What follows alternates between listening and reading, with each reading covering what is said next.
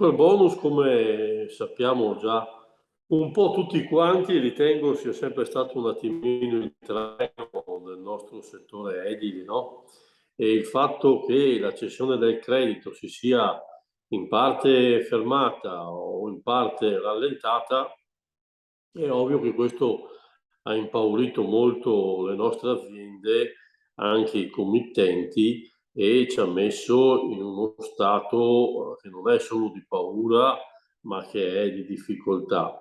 A livello veneto parliamo di circa 30.000 lavoratori e di 4.000 aziende che sono in difficoltà. Parliamo di 33.000 aziende a livello nazionale.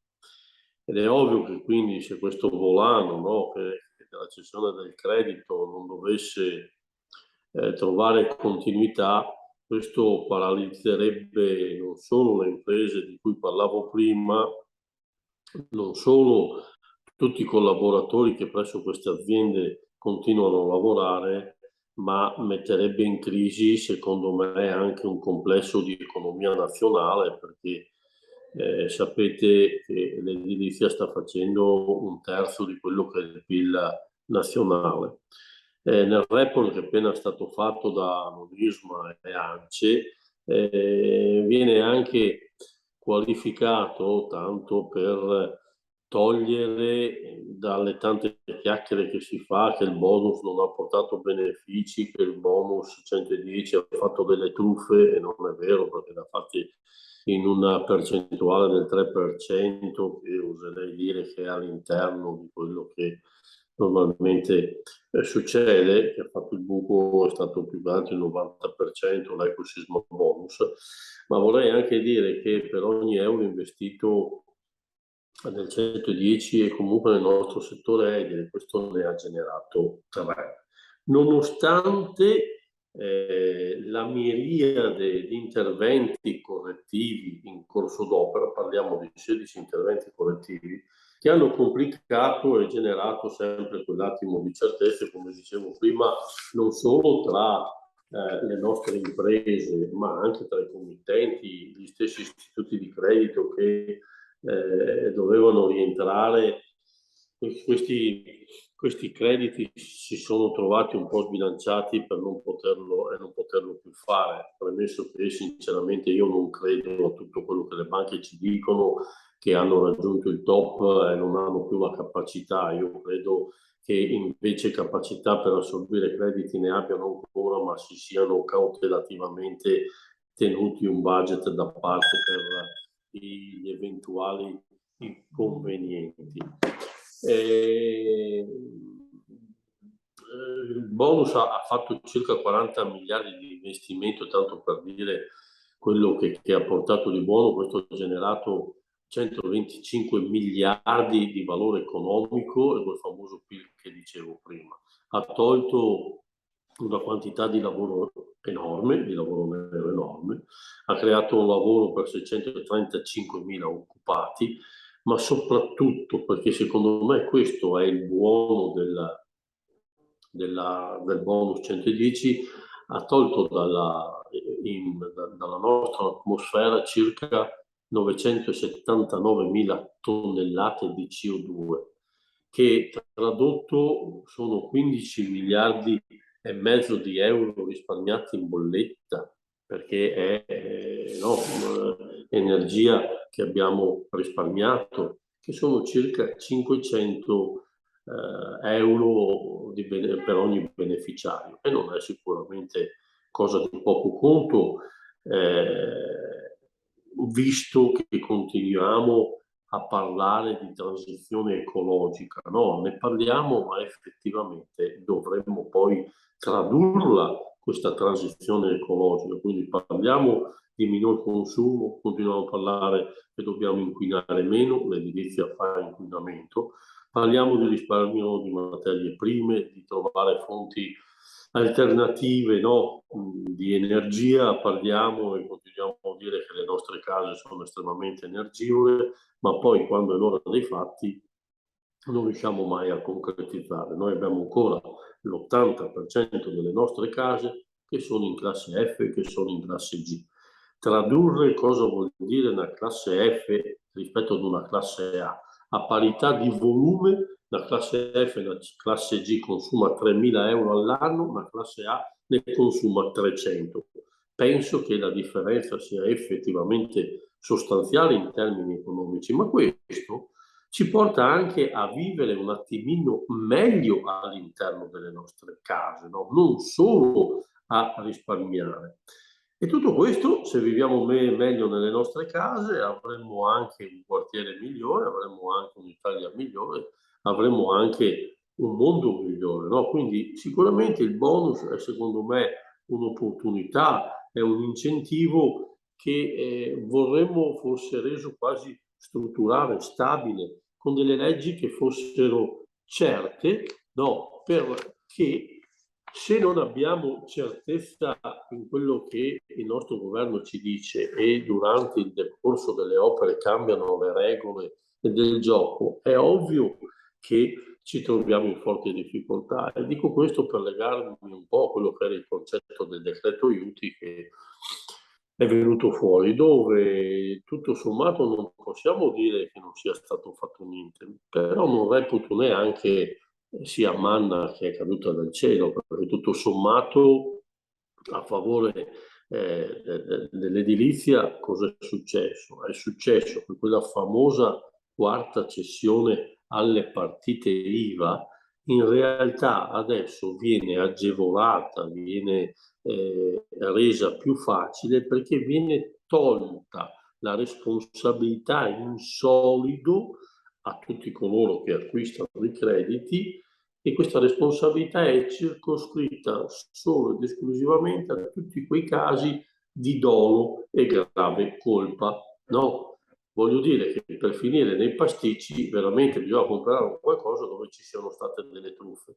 Ma diciamo che questi sono crediti all'interno dei cassetti fiscali che sono già stati puliti da quelle che potevano essere queste difficoltà.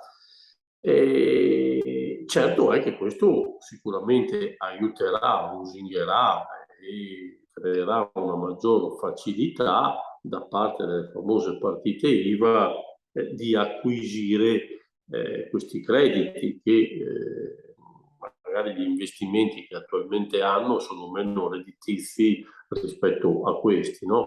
E quindi sicuramente è stato tolto un legaccio, è stato reso più facile in quanto noi parliamo, dicevo prima, di 33.000 aziende e parliamo di 20 miliardi che abbiamo in cassetto fiscale a livello nazionale. Non è cosa di poco conto perché sono cassetti fiscali, sono delle limusine dove noi abbiamo dentro delle carte, ma noi vorremmo avere delle limusine con dentro dei soldi, perché questo è quello che a noi avevano promesso. E noi non riusciamo a pagare i nostri fornitori con le carte. I nostri fornitori, i nostri collaboratori hanno necessità di avere soldi per comprare il pane, per comprare la pasta.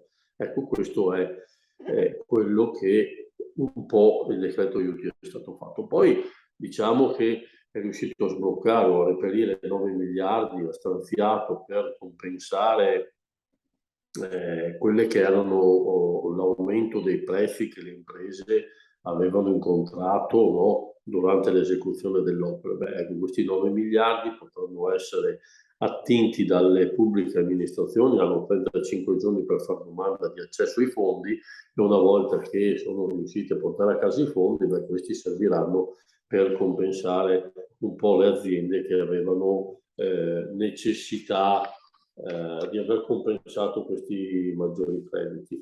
Speravamo, volevamo tanto che fosse posto un po' un'attenzione anche a quello che era il discorso dell'ultimazione delle opere per le case singole a dicembre di quest'anno, perché il 30% da raggiungere entro novembre, in virtù proprio di questa difficoltà nella cessione del credito, molte aziende avevano in parte rallentato le opere, in parte le avevano proprio sospese, perché se non c'è la garanzia che le opere che io ho eseguito io le posso vendere agli istituti di credito come avevano garantito il rientro, oddio, questo mi crea una grande difficoltà e quindi abbiamo rallentato i lavori o addirittura si sono stoppati. Ecco, questo tempo che è stato perso ritengo non sia addebitabile alle imprese per noncuranza o perché sono state al mare un mese o in montagna, niente di tutto questo. Volevamo perlomeno che fosse stato considerato e quindi potesse essere un motivo giustificato e comprensibile e razionale da parte nostra, posticipato come scadenza. Ahimè, così non è stato per il momento. Nei condomini c'è un pochino più di spazio, sapete che scade tutto nel 2023, prorogato il 24 che va al 70% e nel 25 col 65%, però sulle casette singole questo purtroppo non c'è. Quello che voglio sottolineare è che la rigenerazione, il risparmio è un po' un passaggio culturale e inizia anche con il pubblico interesse, inizia da ogni cittadino, perché risparmio e rigenerazione vuol anche dire, non so, sciacquarsi i denti e finché hai il dentifricio chiudere il rubinetto dell'acqua. Risparmio passa sicuramente anche attraverso un concetto imprenditoriale delle aziende che devono avere la coscienza di un'edilizia di riqualificazione che è un'edilizia che è cambiata, no? Demoliamo e ricostruiamo un sito per non consumare suolo, usiamo dei materiali che siano rispettosi, i famosi materiali in bioedilizia e così via. E poi deve anche essere accompagnato, dico io, da una politica che abbia una visione, che abbia una progettualità che sia a più lungo termine, perché la conquista di questi valori non possiamo raggiungerli istantaneamente, servono dei step che devono essere maturati, però devono essere anche così consigliati, segnalati. Abbiamo la necessità di emozionare un po' tutte le persone a questa situazione di cose. Perché ritengo che la rigenerazione non sia insomma un appalto che si acquisisce, viene eseguito e si conclude. No, è un processo che deve essere acquisito e portato avanti giorno dopo giorno per ottimizzare i tutti e raggiungere quel progresso che passa attraverso il rispetto del nostro pianeta, che è quella terra che noi viviamo e che vivono anche i nostri figli. E come imprenditore ovviamente io non posso sentirmi esonerato da questo dovere, anche perché non tutti sanno che il riscaldamento e la refrigerazione delle nostre case consuma il 67% di quella che è l'energia consumata dalle nostre case. Diventa quindi una priorità assoluta considerare queste cose anche dalla parte della politica, e quindi il concetto del 110 secondo me è da portare avanti non solo per un concetto economico ma anche per un più vasto concetto di etica, di rispetto e di un buon vivere in un buon territorio.